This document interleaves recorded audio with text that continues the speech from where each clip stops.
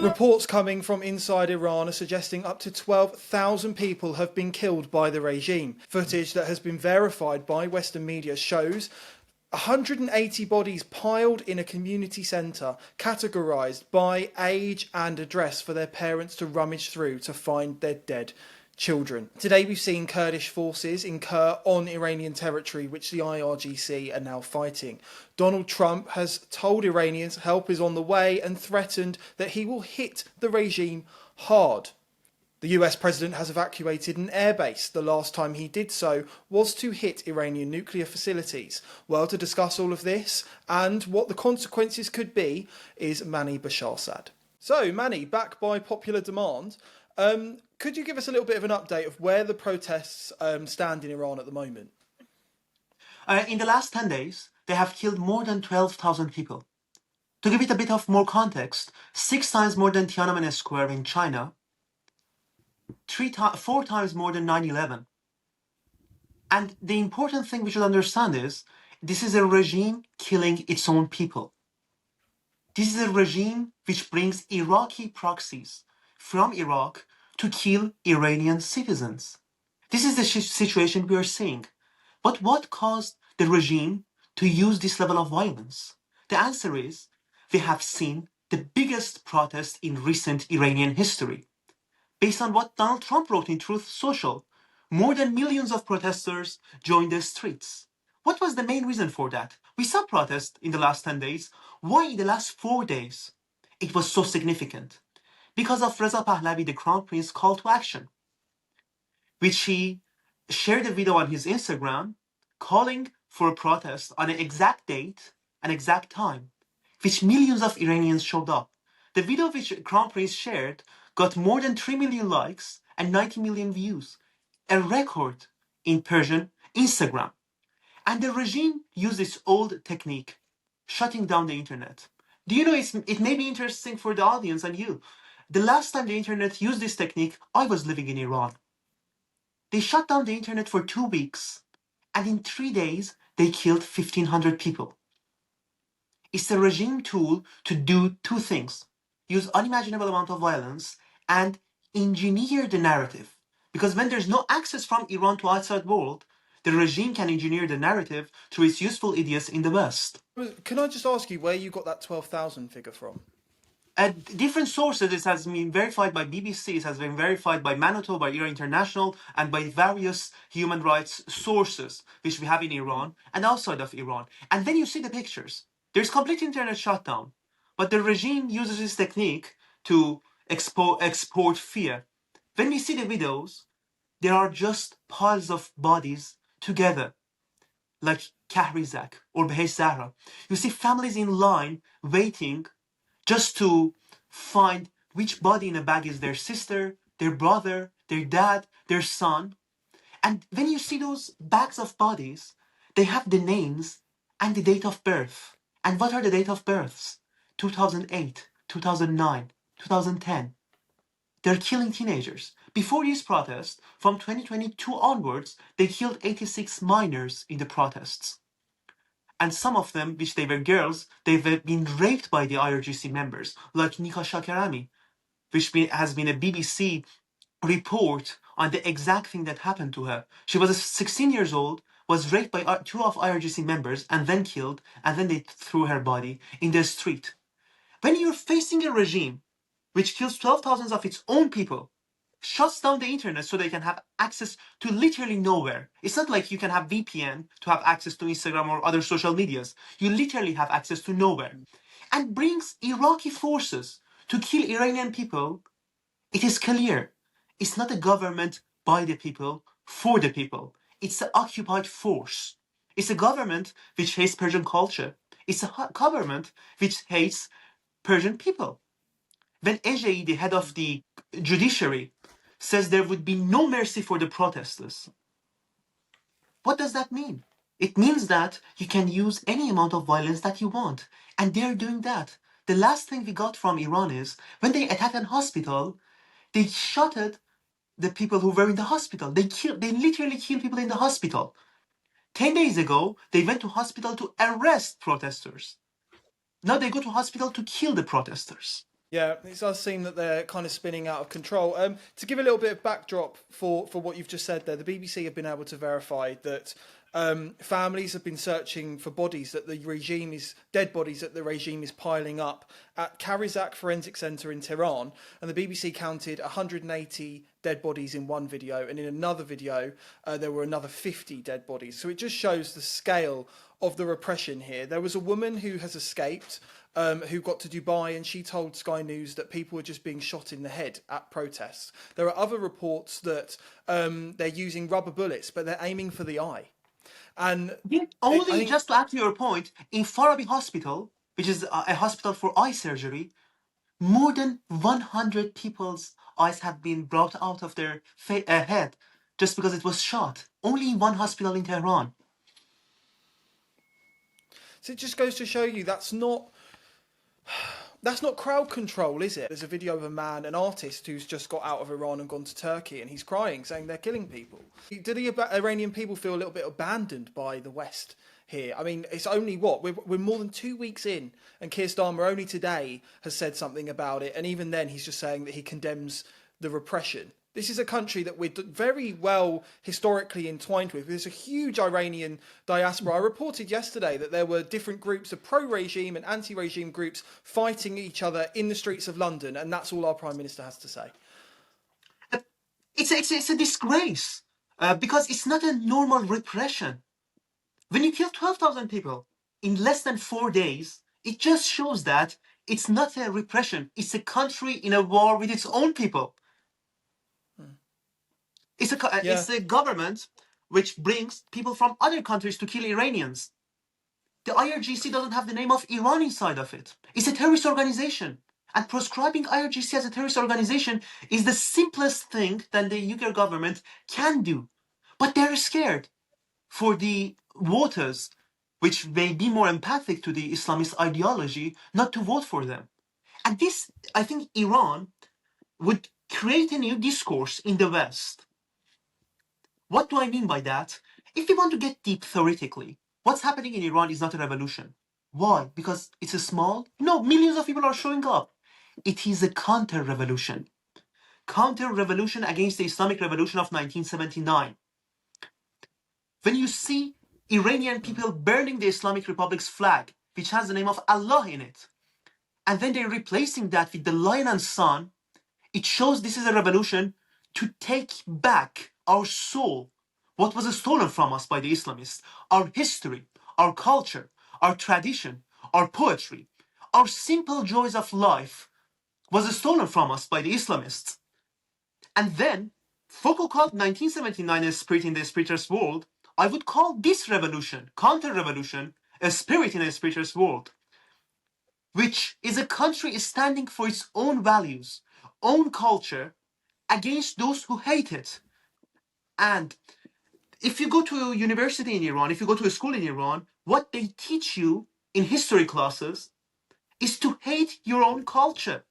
They say the Persian kings were bad, were the bad guys in the history. Do you know why? Because Khosrow Parviz, Iran's Persia's king, didn't accept Muhammad's invitation to Islam. And when they teach us, the Iranians were the bad guys because they didn't accept Islam. And what do we learn in Iranian schools? That Iranians accepted Islam with open hearts. They were just waiting for it. When you read the most important historical work on Islam and Iran, it's a book by Professor Zarinkub called 200 Years of Silence. What does Zarinkub mean by 200 years of silence? In the first 200 years of the Islamists occupying Iran, all the Iranian people were silenced. Iranian cultures was silenced. We were fighting against it, but the same as what's happening right now. The force which they used, based on their own text, caused what they thought would be the erosion, the destruction of Iranian culture. But what we are seeing right now is we are back. We want our own culture back. We want our own values back. And when you see here in the UK, so many people are saying we should teach the history of British Empire in another way, where the British are the bad guys. I'm scared here because I know George Orwell wrote this really well in the 1984 and different books and essays, which the first step toward totalitarianism is erasing historical awareness. When people are not historically aware about their own identity, about their own culture, that's the time for Marxism, communism, Islamism, the ideologies who hate the values of nation. I wrote for The Spectator I think you that the distinct thing about this revolution is Iranians do not want to be ummah. They want to be a nation. They want to be citizens. They don't want to fight for a revolutionary cause. They want to be a nation again. You make a really good point, and I think it's really interesting in the way that the regime is trying to propagandize against those who are protesting. So at first they're saying they're terrorists.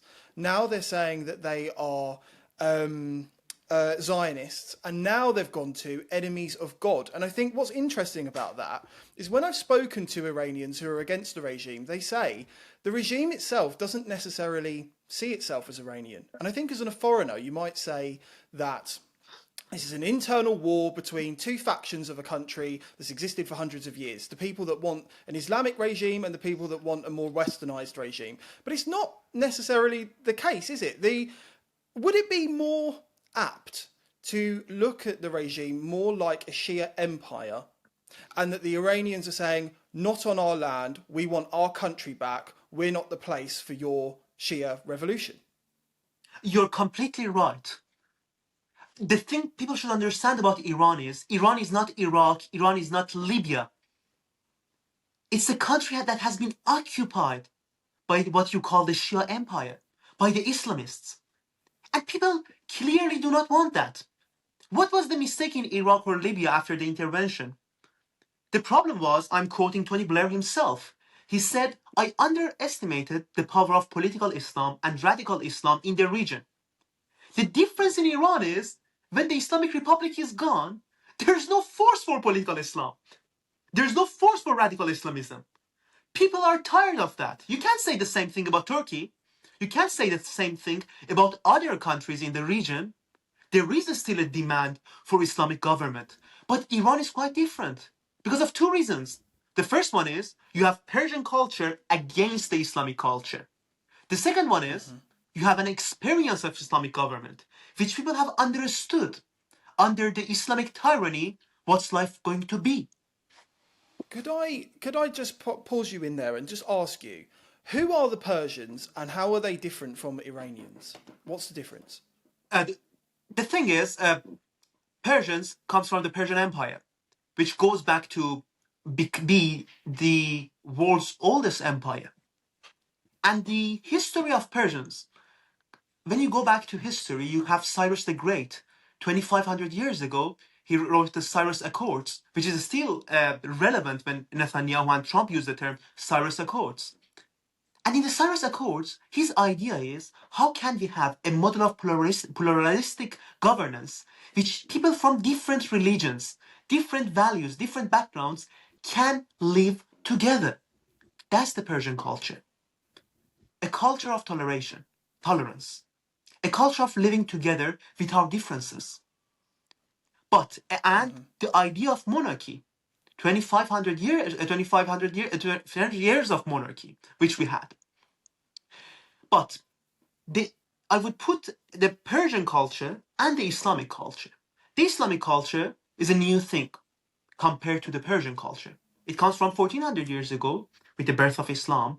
And the important distinction in the Iran case is Shiaism, which Shiaism itself was Iranians were trying to defeat Islam, and they used Shiaism as a type of Iranian version of Islam to have some Iranian mythology and history inside of it with Shia characteristics to fight against the more radical version of Islam. That's the difference I would put. And when so many people have this experience of talking with Iranian people, having Iranian friends, which are totally different with the Iranian government. This just shows this is a group of people, less than 10% of the society, the intolerant group, which wants to control everything. Why they want to do that? Why they're using violence and force? Because they know they have no other tool. If you can beat me, for example, if you're a capitalist and I'm a socialist, if you think you're right, you're not going to kill me. You're going to debate me. You're going to write articles, books against my ideas, and vice versa. But when one uses force, it's a confession that we can't win the battle of ideas. That's the reason we need force. That's the reason we need to kill. And it's not only the Iranian government which is saying there are Zionists, there are terrorists. Dabashi, professor in Ivy League universities in the United States, they are saying the protesters are Zionists. One simple question. In the poorest part of Iran, Abdanan, when the government introduced its stupid welfare program of giving $7 to Iranians to bribe them and some free groceries like rice, people in Abdanan went to the shops, they bought the rices, and do you know what they did? They teared it apart and they threw the rice in the air, in the sky, just to say, we don't need your bribe. We don't need your welfare. We don't want you to give a portion of the money which you stole from us back to us. This is an anti-socialist revolution which we are seeing happening. And those people who did that, they literally needed that rice to survive. When the poorest part of Iran are protesting against the regime, and I hear these are Mossad agents, they are CIA agents, or they have been fooled by the CIA or Mossad, I just can't believe the irony. Can't believe how stupid one can be to believe in that narrative or rhetoric which the poorest Iranians, even the most religious Iranians in Mashhad and Qom, which are protesting against the regime, are somehow financed by Mossad. There some are saying Reza Pahlavi doesn't have a base in Iran. He's not popular. They should answer a simple question. Why when there was internet in Iran, his videos got 80 million views, 90 million views, but when the shutdown happened, his views went to 5 million, 2 million. It shows that his real base is in Iran. Normal Iranian people who are shouting Javid Shah, who are shouting this is the final battle, we want the Pahlavi back. That's what's really happening. So, although it seems like, yeah, well, we know that there's a huge amount of Iranians that are against it. They're out in the streets. I think we've definitely proved that now, despite what the propaganda wants us to believe. There is a group of people in Iran who do support the regime, and I just wonder. A lot of people put that as 20%, and they put the hardcore against the regime as 20%, and then the rest in the middle they say are ambivalent. Would you agree with that, or do you think that there's a little bit more to it? I would totally disagree with that because of one simple reason. When you see a protest, for example, in the United Kingdom, which 1 million attend, you may say it is 20 to 30% of the population which believe in that ideology. But when 1 million people attend a protest in Iran, it doesn't mean 20 to 30%. It means more than 60% because of one basic reason. Each one of those million protesters is risking his or her life. That means it's just not a normal protest, which I would, for example, want Reform or Labour or Green Party. It means it's something deep that I'm ready to sacrifice my life for that cause. So, with the And roughly 20% of people who support the regime, is that does that correlate sort of with the rough population amount of people in Iran who are pious to Islam? Would you say around 20% of people in Iran are strict Muslims? I would have four groups. The first groups are those who believe in different religions, Christianity, different religions. The second group is those who are atheists, like myself. But within those who believe in Islam, we have two groups. The first one are those who believe in Islam and believe the Islamic government should be in power. The second group are quite interesting. Those are Muslims who believe the Islamic Republic has done the biggest harm to Islam itself. Not communists, not liberals, not monarchists, but the Islamic Republic was the biggest enemy of Islam. They believe in that, and they're quite right. No amount of Richard Dawkins' books, Christopher Hitchens' books, atheist books could do what the Islamic Republic did to Islam in the mind of Iranians. And I would put the number of the people who genuinely believe in the Islamic Republic, Islam, and the regime less than 10%. But the problem is what Nassim Nicholas Taleb, the famous intellectual, called it the intolerant minority. Who are the intolerant minority?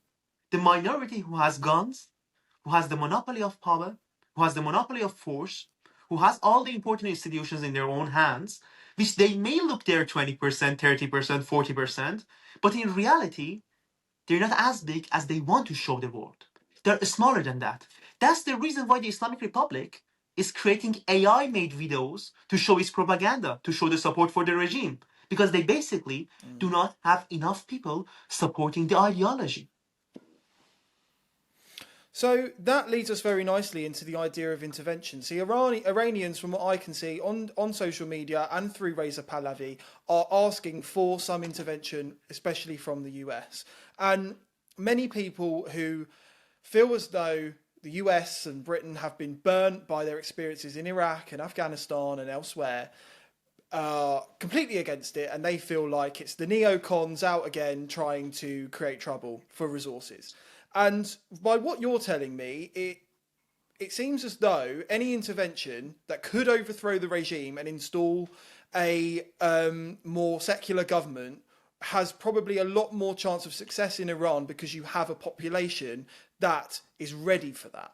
And I just wonder, number one, would you agree with that? And number two, how is it different from before when you did have a secular regime under the last Shah and, that was overthrown by the Islamic Republic?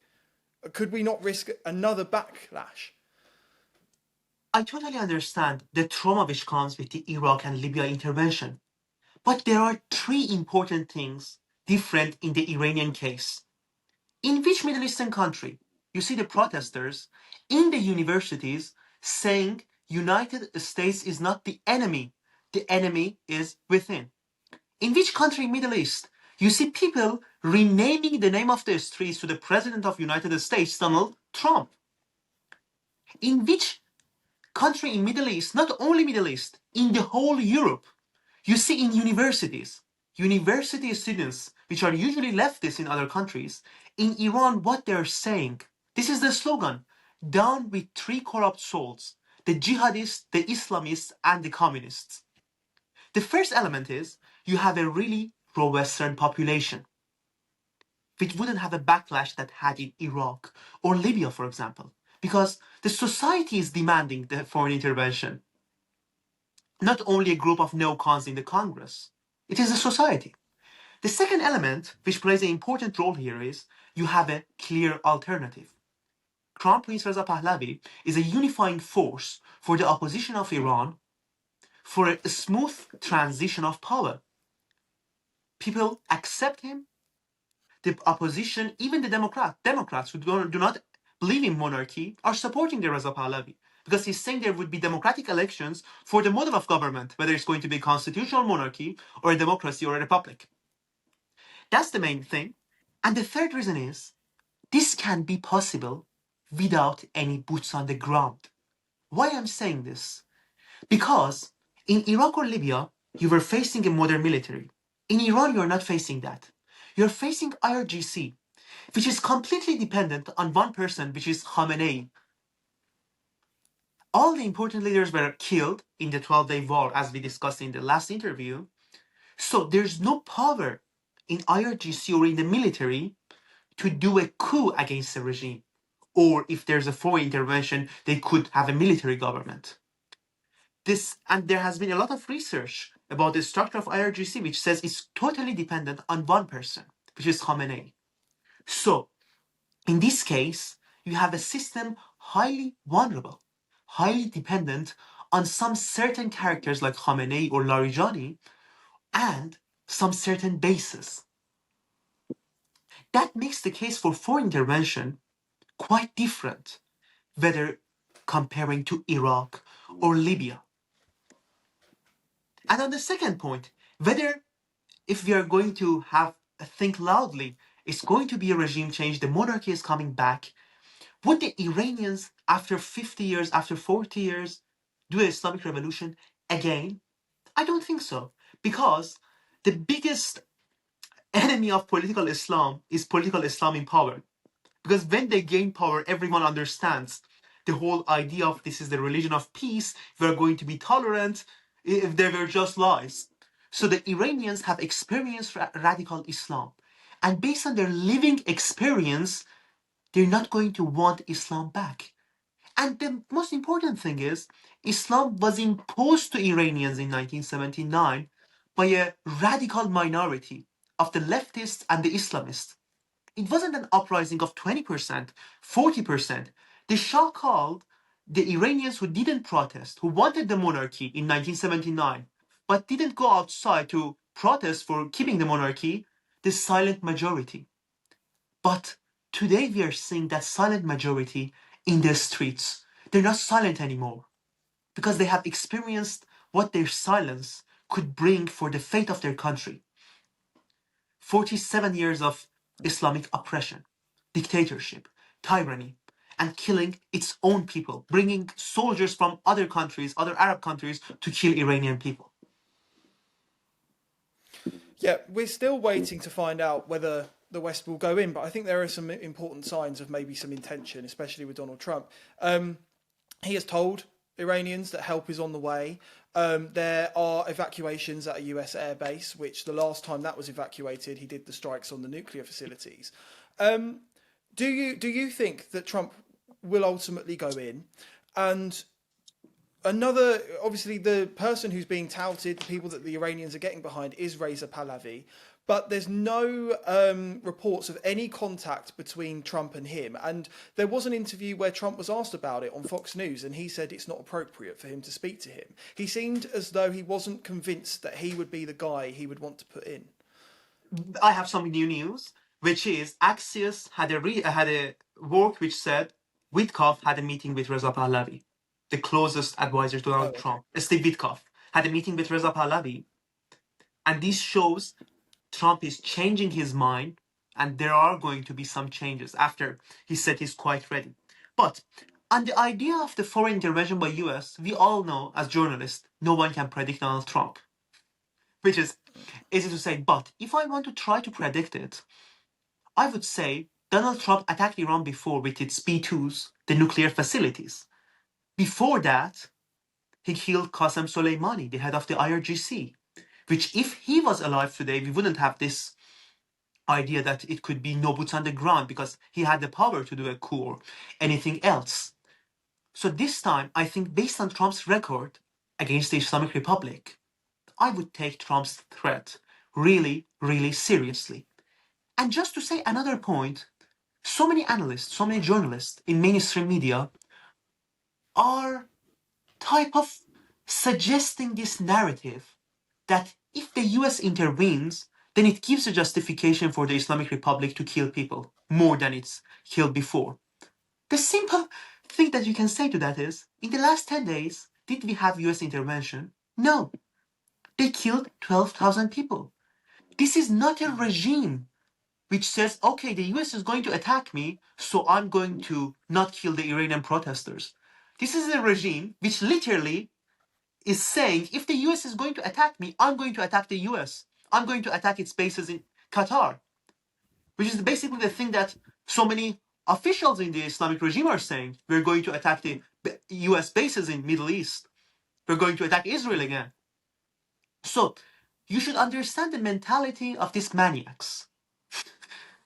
They are not saying that, okay, if there is no foreign intervention, if there is a foreign intervention, then we have the justification. They're not looking for justification.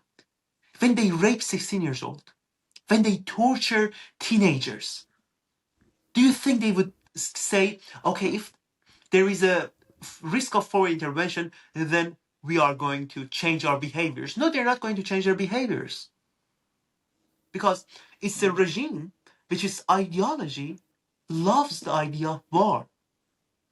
It's alive with the idea of war.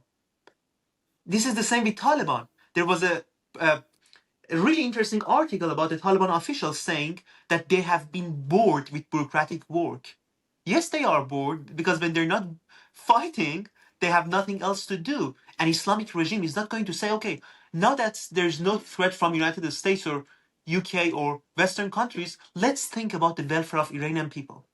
Based on history, whenever the Islamic regime had money, they started financing terrorist groups, creating terrorist groups, doing terror attacks in the UK, in the US. So, based on the past behavior of the regime, we can basically understand what we are dealing with. And the Iranian protesters need the comfort to know Donald Trump is backing them. The same as Polish protesters, when they were protesting against the communist regime in Poland, the US financed the protesters. They're not financing the protesters in Iran, but they literally financed the protesters in Poland. And that was for a just cause. Because you cannot, it's so hard to defeat a regime which is ready to use this level of violence against unarmed protesters. We have unarmed protesters. They don't have Second Amendment constitutional rights to have guns. They're going to the streets. For example, a football player of the tractor team, football team, went outside with his wife and they killed him and his wife. He had two children, 8-year-old and 10-year-old, which are going to live without their families for the rest of their lives. That's the type of regime you're facing. When I speak to Iranians, I spoke to Younes Sadagiani the other day, and he's quite convinced that unless there is outside intervention, there's probably no the protests will die down and the regime will stay on. Do you share that? Based on what the Iranians have done before, I do not think the protests are going to be shut down. Because before Trump's tweets, we saw the protests. The protests didn't happen after Trump tweets. They became larger and bigger and more vast geographically, but we still had protests before Donald Trump supported the Iranian revolution, which is happening right now. So I think the bravery, the courage of Iranian people doesn't say it's going to be shut down. Even after they killed 12,000 people, we have videos from Tehran from last night, which still tens of thousands of people have showed themselves in the streets, even after that brutal attack against the protesters. So I think there is still going to be the protest, but I agree with Younes, which is my friend. It would be harder to overthrow the regime only with Iranians protesting. We may need some foreign intervention for a regime change. Okay. And then if we go into a little bit about some of the arguments that the regime's coming out with. Now, there have been mosques burnt down around Iran in this. The regime has been posting CCTV of people vandalising mosques, of someone throwing in firecrackers at children. Do you believe that this is purely propaganda, or do you think there are some bad actors out there that are persecuting Muslims and actually it might be working against the protesters? Purely propaganda. Because of one simple reason. What is the significance of a mosque in the Islamic Republic of Iran? They use the mosques to coordinate the Basij forces, the IRGC forces, the military forces to oppress, to kill Iranian people. That is not a normal mosque. In Iran, at the time of the Shah, mosque was a place which you went to pray. In Islamic Republic, mosque is not a place that you go to pray. It's an ideological force, it's an ideological center which they coordinate all the forces to kill Iranian people. The second thing is, they're protesting against Iranians firing the mosques. They don't fire all the mosques, they fire the mosques which they know are the political centers for the Islamic Republic to coordinate its forces. The second thing is, in the last protest and in this protest, the regime used ambulance cars to move its forces to kill Iranian protesters. You have a regime which is basically using ambulance to kill Iranian people. And now they are saying they're vandalizing public property.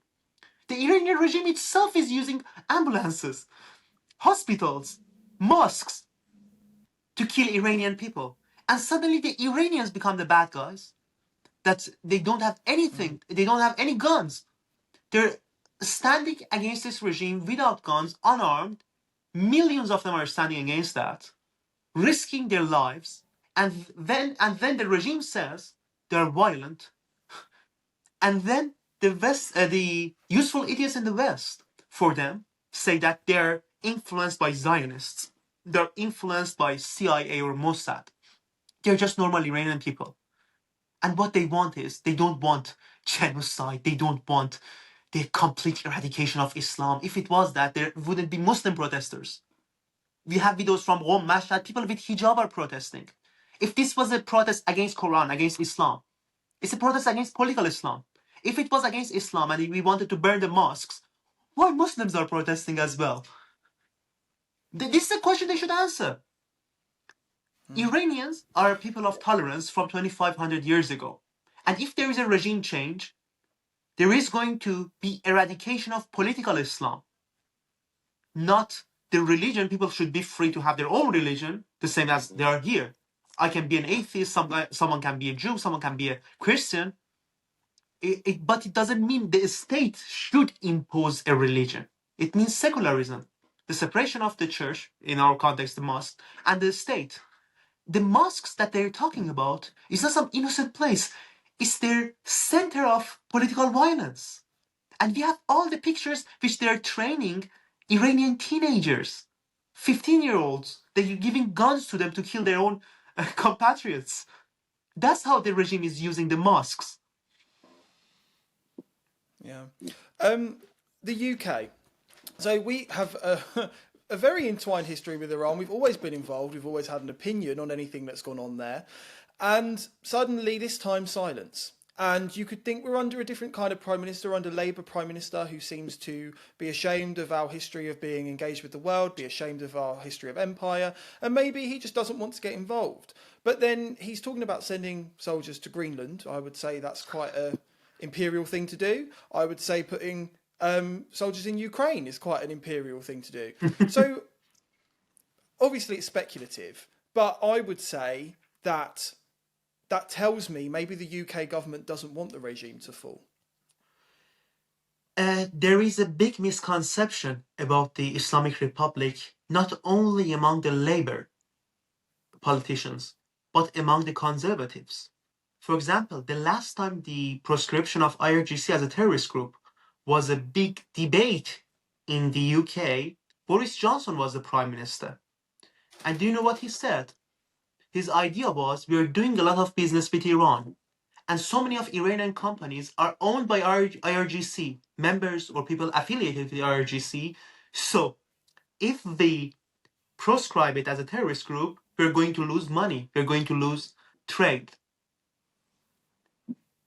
This is a fundamental misunderstanding about the nature of IRGC and the Islamic Republic, which happens to be in the UK. First thing, they think IRGC is just the military of Iran. It's not the military of Iran. It doesn't have the name of Iran inside of it. It's Islamic Revolutionary Guard. That's the first thing. It's a terrorist group all around the Middle East. The second thing is, the Iranian regime, it's not a government by its people, for its people, to use Lincoln's terminology. So, they think if we are going to be tolerable to the Islamic regime, it means we are going to be tolerable to the people of Iran. No, people of Iran are different with the regime which is ruling them. So if you want to support the people of Iran, proscribe the IRGC as a terrorist group, have negotiations with the Crown Prince Reza Pahlavi, and show real threat to the Islamic regime. Just saying we're going to have more sanctions is not going to work, because you're dealing with a regime which doesn't care unless there is a big threat. And the whole thing is, there's a common misunderstanding of Iran and UK relationship, which is usually summarized in the Mossadegh coup, which they say, oh, the British, the MI5 intervened, they took the democratically elected Mossadegh out of Iran, and they put back the Shah. As an Iranian, and so many Iranians, we're thankful to the UK and the US for that intervention. At first, it wasn't a coup, because Shah was the main power in the country. You can't have a coup when you are in lower power status on a constitutional basis. The second thing is, who were supporters of Mossadegh? I want to pull you up on. I want to get Yeah. you on that.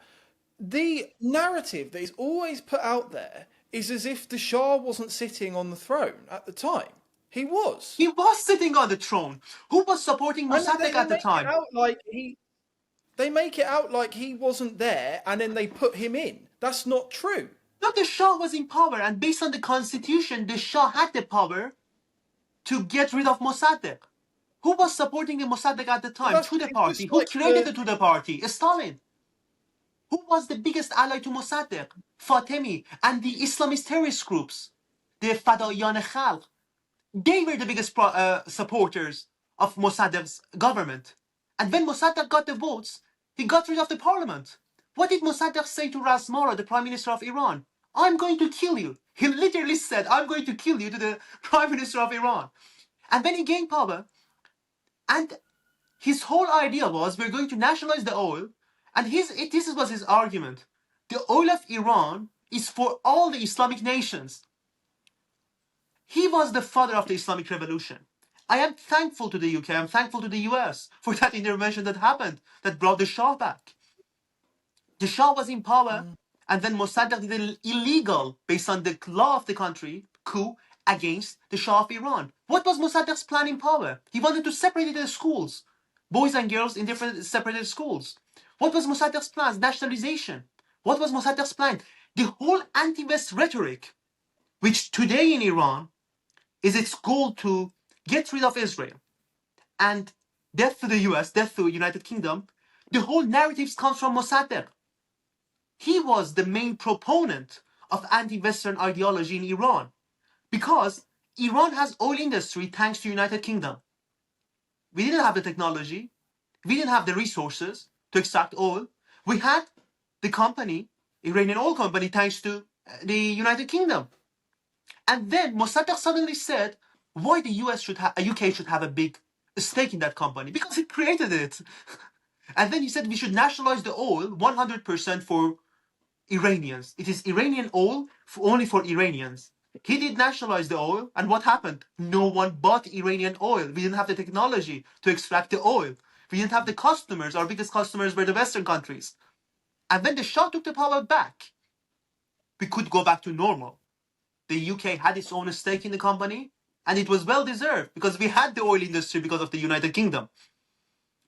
And then suddenly, Mossadegh is this type of saint that, oh, this saint was in power. It's the same thing as Allende, which, if no one has no idea of history, Allende is an angel, a socialist angel, or Fidel Castro, all these type of socialist dictators. He wasn't an angel. He was basically, his biggest allies were the Tudeh party, which was created by Stalin, Iranian Communist Party, and the Islamists, Fadayan Islam, which basically started Shia terrorism in Iran. They killed a couple of prime ministers. They tried to kill the Shah. And they were the biggest allies of Mossadegh. And that's the problem. I think this is the same reading that happens in labor circles, that the last time we did an intervention in Iran, this happened. No, the last time that you didn't make an intervention in Iran, the 1979 revolution happened. Margaret Thatcher and the Queen wanted the Shah to come to the UK after the revolution. He was seeking asylum to the UK and the US. US rejected him because Carter was in power. Margaret Thatcher was in power in the UK. She wanted to accept him. The civil servants said, no, it's going to be risky. Our embassy is going to be occupied the same as United States. And now that toleration with the intolerant that happened at the time gives the Islamic Republic the courage to arrest British nationals right now just because of being British nationals. And what happens in the UK? We make documentaries. We write books about it. This is not how you should deal with it. You shouldn't deal with poetry with those who have guns. You should have stronger guns against those who have guns, which are the bad guys. It is an interesting thing. Margaret Thatcher's office wrote a letter to the Foreign Office. I'm going to read from that. The Prime Minister made it clear she was deeply unhappy about the government's inability to offer a sanctuary to a ruler who had, in her view, been a firm and helpful friend to the UK. This is the product of not intervening. This is the product of not intervening with a country which literally hates here. But I'm not saying listen to me. I'm not saying listen to people on the right. I'm not saying listen to the monarchists. Listen to what the Islamic Republic itself is saying. And they're saying death to the UK. How can you negotiate with those who literally want you vanished, literally want you destroyed? That's my whole question. If I was the Prime Minister of Iran, if I was the President of Iran, a free Iran, and there was a country which was saying death to the Iran, I would say, let's make a documentary about them. Let's do some negotiations. They don't understand the language of negotiations. That's the whole problem. You cannot negotiate with people like that. I think there's such a misrepresentation of our history with Iran in the 20th century, and I think actually when you do, I didn't know. I thought that I had such a different understanding, and since doing these interviews, since these protests erupted, I understand now that what you're saying is correct. It's a lack of our engagement which has caused all of this. And I just want to bring it back to now. So before we close off. There's been reports of incursions from Turkey and Iraq of the Kurdish forces clashing with the IRGC today. I wonder how much of a threat that could be. Do you think the IRGC will quickly put them down? It's not really something that we need to watch, or is that something that we really do need to keep our eye on? No, I think that's unfortunately the part which the IRGC is going to crack it down easily, as always. And the thing which, even within Kurdish parties, there are fights between some democratic groups of the Kurdish parties. But the prime thing that's happening in this protest in Iran is it's a national revolution on a theoretical basis. People from Kurdistan, Kurd parts of Iran, Turkish parts of Iran, different parts of Iran are saying Javid Shah, are saying we want the crown prince back, which it makes it a national revolution. And there's not a risk of separation. But who wants the Islamic Republic in power? Currently that we are talking, who's lobbying for Islamic Republic to be in power? Turkey, Qatar, Saudi Arabia, Arab countries, so many of them. Because of one simple reason. A strong Iran is a bad news for Qatar. Is a bad news for terrorist groups in Middle East. Iran, before the Islamic Revolution happened, our GDP per capita was higher than South Korea. If Iran becomes the economic powerhouse again, with its oil reserves, with its gas reserves, with its beautiful country, a four-season country for tourism, a country with vast human capital, it would be a big competitive risk to other countries which are profiting from the Islamic Republic. The fact that Iran cannot sell its oil because of sanctions, because of the Islamic Republic's behavior, not because of sanctions, the Islamic Republic's behavior. The fact that Iran can't be an economic powerhouse because of the Islamic Republic's economic model of state capitalism or socialism, you can call it in the other sense, is the reason so many of these countries around us are prosperous. So I do not think if Islamic Republic is gone, it's good news for Qatar. And just to finish off, just as we are recording this, I think the last update was that there was 132 hours of the internet blackout, so it's much further than that because that was this morning. But there have been some phone calls in and out of Iran, and one piece of news that's come out is the planned execution of Irfan Soltani, the 26-year-old. I think he was a greengrocer or a shopkeeper. Why do you think the regime wants this news out? Because to me, it seems almost like the media now have someone a human to humanise this story and to actually galvanise Western populations to support some kind of intervention. But do you think that the regime is trying to use it as a scare tactic? Nick, on the internet shutdown that you talked about, this is a new habit of mine, which I stare at my phone the last time my mom called me. It was more than 4 days ago. And I don't know when's the next time she's going to video call me. I look at the calls with my friends, which I know they went to the protests. And I don't know if they're one of the 12,000 people who were killed or not.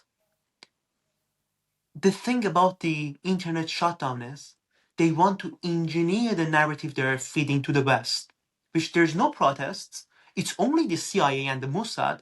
There's nothing happening, but there is something happening. It's normal Iranians protesting. And on the point that this news that comes out, the people who are going to be executed, the pile of dead bodies, some Iranians have access to Starlink thanks to Elon Musk. And then they are sending this news. It's not only the government. These are the people who are sending the news that this person is going to be executed, this person is going to be killed. And the Islamic Republic people inside the Islamic Republic have access to internet, and then they are engineering the narrative in different medias in different places just to say no, they were killing us, we weren't killing them, they were killing us. And the think about the internet shutdown and the whole narrative shaping around it is, if you don't have anything to scare, why you have shut down the internet? If you think you are right, if you think your story is right, why you have the monopoly on your story? Why you're shutting down any other voices? And the other news that we got is some people who went outside of Iran through the border, which they came to other countries, and they say what's happening. For example, my friend Ali Hamedani had a call with someone in Iran, which came out of Iran a couple of days ago. He said because of the internet shutdown, ATMs are not working. Online banking is not working. You can't even call someone in Iran with your phone. So they're making everyday life impossible for Iranians, just to force them to stop protesting. But I'm proud of Iranians who are still going outside and calling to the end of Islamic Republic. They're going outside and they're saying death to Khamenei, death to the regime, and Javid Shah. Thousands already dead, killed by the regime. As we talked about earlier, 180 bodies just in one video verified by the BBC, 50 bodies in another, categorised in a community centre by their address for their parents to go and find them. You mentioned the last time you heard from your mum, it's been days. Are you worried about your family's safety? The thing that makes me worry the most is not the safety of my family, but the thing is, my family is not only 3 or 4 people, it's 90 million people who have been imprisoned in their own countries by an occupying totalitarian force called the Islamic Republic. 90 million people in the year 2026 have literally no access to internet.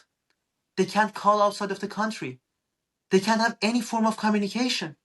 The ATMs are not working. The online banking is not working. It's literally living in 100 years ago. That's the real thing that's worrying me. But I'm proud that still they're protesting. It's unbelievable for me. As a person who's observing this outside of my country, when I call my best friend and he says to me he's going to protest, and my friend went to private school, goes to Dubai for travel, his family owns a lot of land all around Tehran. He's not going there for inflation. He's rich. His family owns assets. But he's risking his life just for the big cause that he wants the Islamic Republic gone and the monarchy back. That's powerful for me. That's important for me. And it's just unbelievable the amount of courage we're seeing from Iranians.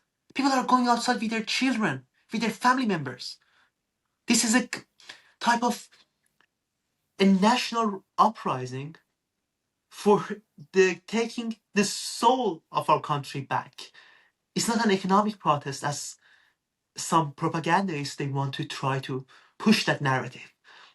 It's not a protest only against the regime, but it's a protest for an alternative, which is the monarchy. And I'm so happy Steve Witkoff had a meeting with the Crown Prince, and I think these things are going to progress in the following days because there's no single force in the Islamic Republic that could manage the country.